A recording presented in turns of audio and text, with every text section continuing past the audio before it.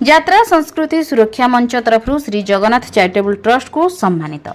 यात्रा संस्कृति सुरक्षा मंचर प्रथम वार्षिक उत्सव भुवनेश्वर जयदेव विहार निकटस्थ उत्कल रंगमंच परिसर में रविवार दिन अनुष्ठित हो जाएगी। कार्यक्रम में सारा ओडिशा समाज सेवा करी सुनाम अर्जन करिथिबा अनुष्ठान श्री जगन्नाथ चैरिटेबल ट्रस्ट को सम्मानित करा जायतिला। कार्यक्रम मुख्य अतिथि भावे ईस्टर्न मीडिया अध्यक्ष सौम्य रंजन पट्टनायक, मुख्य वक्ता भावे अंतर्जातीय ख्याति अर्जन करिथिबा चैती घोड़ा नृत्य गुरु पद्मश्री उत्सव चरण दास, सम्मानित अतिथि डॉक्टर ललित नारायण रथ और यात्रा संस्कृति सुरक्षा मंचर सभापति शिव नारायण स्वाई उपस्थित थे।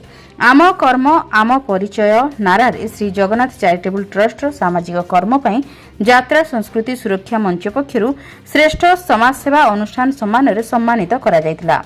ट्रस्ट उपदेष्टा विष्णुचरण महापात्र, सभापति दमन महांती और ट्रस्ट अतिरिक्त सभापति संग्राम कुमार दास उपस्थित थे। केन्द्रापड़ा जिला प्रतिनिधि जसवंत जेना रिपोर्ट, जन अधिकार लाइव।